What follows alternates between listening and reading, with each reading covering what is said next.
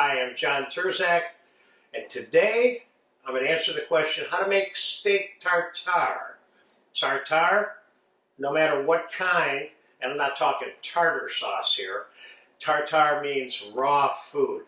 You know, the funny thing is the French spell tartare for raw food, T-A-R-T-A-R-E, but the rest of the world seems to spell it T-A-R-T-A-R. Either way, it doesn't matter. It all means the same thing, raw food.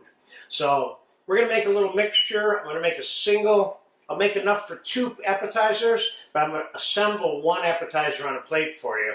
But we're going to start out by dicing. I happen to have some beef tenderloin tips that were stored in the blood from the fillet that I cleaned, and we're going to dice these up very small. I'm going to dice part of these here on the camera, and then we're going to cut away and come back. I'm going to dice them all. But you can cut them to whatever size you want, as long as they come out small like that.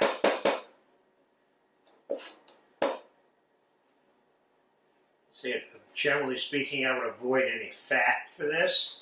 I'm using tenderloin of beef, but you can certainly use rib or strip loin. People have been known to use rounds of beef to do this. As long as it's cut small enough, that's the important part. And of course, the other part is that you have a nice, uncontaminated piece of meat. God forbid you should get sick making such a nice dish, but I never have. I've eaten this dish and made probably 10 different versions of it, and I've eaten all of them a couple of dozen times. They're good.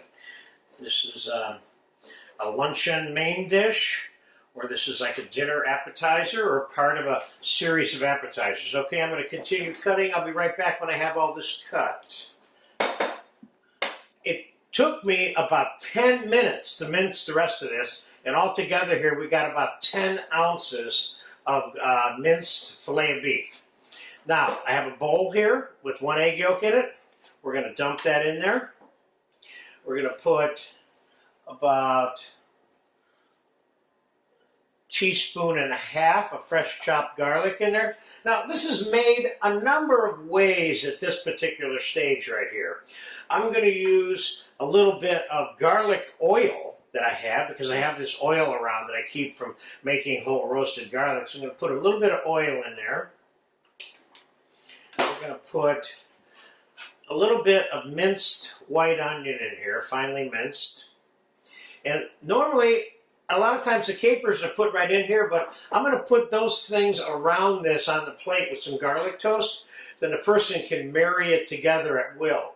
So we're going to put a pinch of Worcestershire sauce in here. We're going to put a little ½ teaspoon of Dijon mustard in there. And we're going to put a little bit of pepper in here.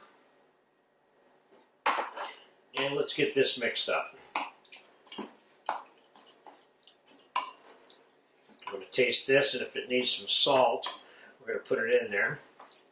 Let me get some parsley in here too. A couple tablespoons of parsley.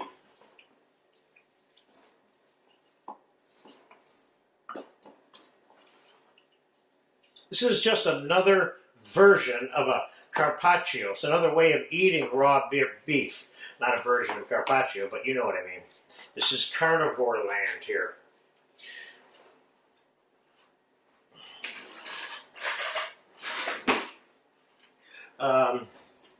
Let's give this a taste.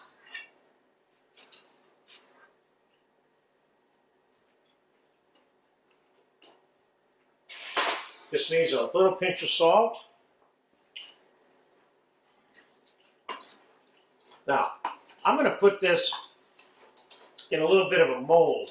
As a safety precaution, and you don't have to do this, but if you want a really packed, tight timbal to invert onto the plate, if you line it with plastic wrap, then you can pack it as tight as you want.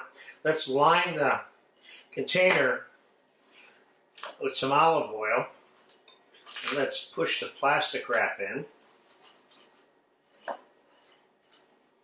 You don't have to do this part, but this guarantees that you're going to have a nice, perfect form on the plate when it's all said and done. Okay? So now let's pack this timbal full of tartare.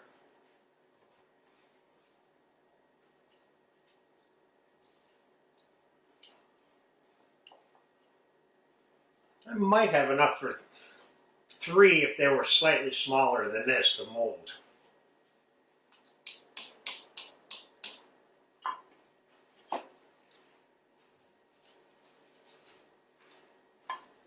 See, I can squeeze the plastic wrap.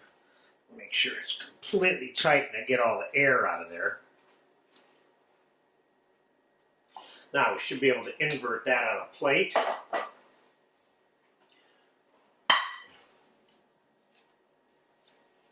So there's a mold of the tartare to start with. And how to garnish it. Garnish it any way you want. What I'm going to do is I'm going to, put some garnishes around it. The capers, for starters, are one thing that you would always have around it. That's typically, traditionally part of this dish. And I'm going to put some green onions around here.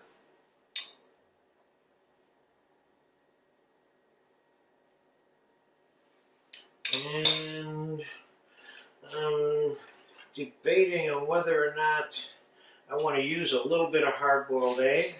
I have some pickled mushrooms. Let's put a little... Let's see how these are holding. I've had these in my fridge for a couple of weeks, these pickled mushrooms. They look good. So at this point, I'm just putting fun things on the plate for the person who's eating this to play with. They can kind of marry different things into each part of it as they're going along. I kind of like that idea. It's like a little miniature buffet, if you will.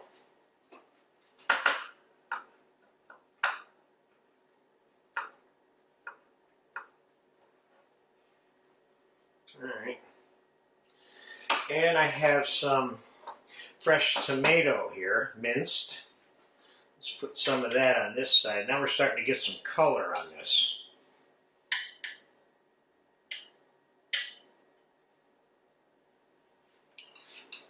And do I want to put a little of this egg on here? I'll put a little bit of egg on here just for fun. Let's put a slice of egg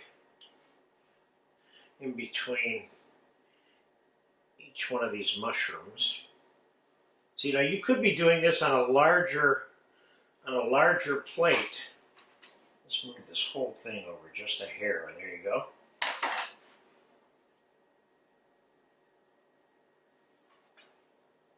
There we go.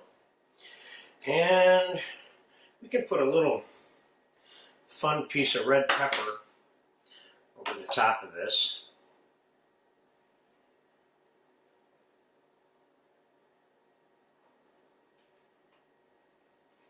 And what do I have in here? I have some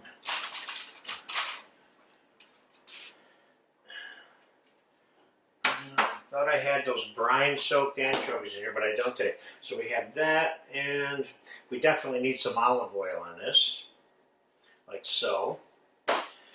And I have some little pieces of garlic toast, crostinis. Let's see if we can fit these in here.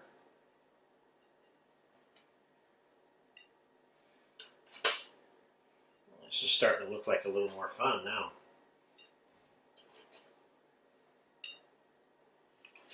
And I think I got enough on there, but could I put some, hold on a second. Could I put some Parmesan chips into the mix here? Yeah. Why not? Let's take a little bit of Parmesan. Get this hard part off the end there.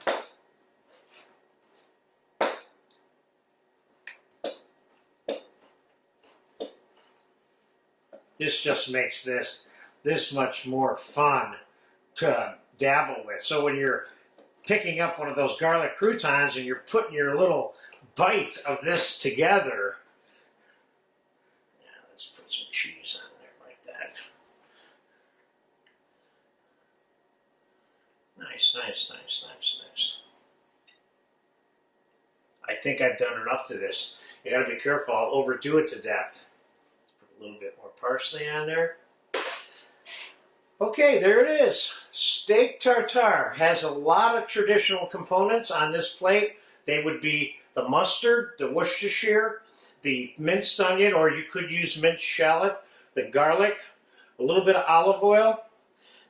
Sometimes some people consider that to be optional. The Parisians have multiple ways of making this. The Italians have ways of making this. The Spanish, the Americans, they all have versions, but they all come down to something like this. So there you go. There's a nice luncheon main dish, or this is a substantial appetizer, or you can make it in any size mold you want on any size plate, or you can make a big mound of this on a larger tray and have it be part of a hors d'oeuvre buffet. So there you have it, steak tartare in the tradition of Tartare.